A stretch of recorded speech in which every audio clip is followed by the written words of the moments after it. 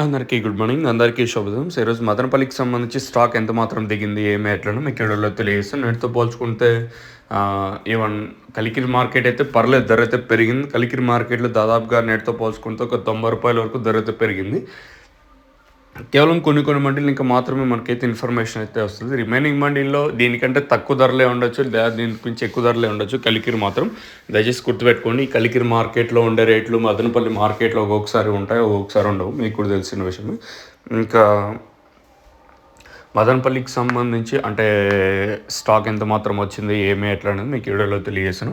మనం ముందుగా స్టార్టింగ్ మండీ లైన్లో మాట్లాడుకుంటే, అంటే ఫస్ట్ యాక్షన్ మండీ లైన్లో మాట్లాడుకుంటే, ఈ లైన్లో దిగుమతి తగ్గింది. ఈరోజు వచ్చేసి ఈ లైన్లో దాదాపుగా ఒక 5% మేర దిగుమతి అయితే తగ్గింది. ఆ పక్క మండీ లైన్ మాట్లాడుకున్నా కూడా ఆ లైన్లో కూడా దిగుమతి తగ్గింది. నిన్నగా ఈవెన్ బండ్లు కూడా చూసుకుంటే, ఈవెన్ మన టమాటాలు తీసుకొచ్చే బండ్లు కూడా చాలా వరకు తగ్గినాయి. నిన్న 9 గంటల వరకు పెద్దగా క్యూ సిస్టమ్ కూడా ఏం లేదు. ఈవెన్ టోకెన్ సిస్టమ్ కూడా చాలా వరకు తక్కువగా ఉంది నిన్న కూడా వచ్చేసి.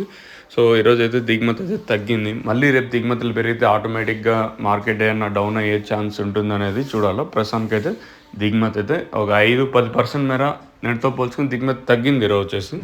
మరి రేట్లు అనేది ఏ విధంగా ఉంటాయి చూడాలి. ఒక కలికిరి మాత్రం పర్లేదు, ఒక దాదాపుగా 70-80-90 రూపాయల వరకు పెరిగింది. అదే రేట్లు మదనపల్లి మార్కెట్లో ఉంటాయా లేదా ఉండవు అనేది చూడాల్సి ఉంటుంది. ప్రస్తుతానికి మాత్రం మదనపల్లికి సంబంధించి దిగుమతి అయితే తగ్గింది. మరి రేట్లు అనేది ఏ విధంగా ఉంటాయి చూడాలి. చూద్దాం. ఈ తర్వాత కూడా ఒక్కొక్కసారి స్టాక్ అనేది వస్తూ ఉంటుంది. నెట్తో పోల్చుకుంటే ప్రస్తుతానికి అయితే ఒక 5-10% మేర దిగుమతి అయితే ప్రస్తుతానికి తగ్గింది. మరి రేట్లు అనేది ఏ విధంగా ఉంటాయి చూడాలి. నిన్న కూడా 200 రూపాయల వరకు మార్కెట్ జరిగింది.